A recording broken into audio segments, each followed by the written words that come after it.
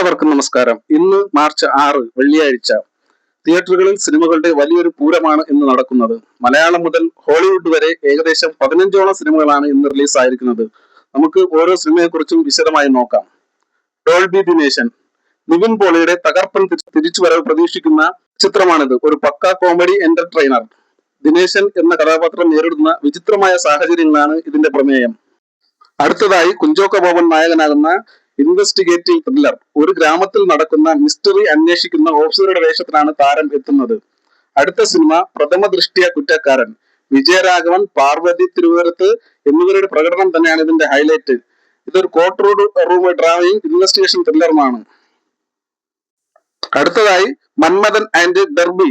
അൽതാഫ് സലീമിന്റെ പ്രണയകഥ പറയുന്ന മന്മഥനും കുതിരപ്പന്തയത്തിന്റെ പശ്ചാത്തലത്തിൽ സാഗർ സൂര്യ, ജോണി ആന്റണി എന്നിവർ അഭിനയിക്കുന്ന ഡെർബിയും മികച്ച ഫാമിലി ഓപ്ഷനുകളാണ്.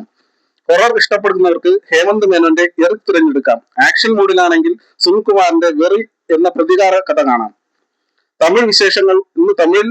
ഇന്ന് 3 ചിത്രങ്ങളുണ്ട്. സതീഷ് അഭിനയിച്ച friendship movie, Mustafa horror movie 99/66, പിന്നെ കതിർ, ദിവ്യ ഭാരതി എന്നിവരുടെ പ്രണയ ചിത്രം ആശേ.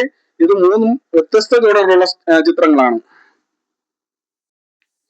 ഇനി ഹിന്ദിയിലോട്ട് പോവുകയാണെങ്കിൽ ഹിന്ദിയിൽ അഞ്ജലി പാട്ടിൽ അഭിനയിക്കുന്ന ചരക് എന്ന റിയാലിറ്റി ത്രില്ലറും ന ജാനെ കോൻ ആ ഗയ എന്ന റൊമാൻറ്റിക് സിനിമയുമാണ് ഇന്നത്തെ റിലീസുകൾ.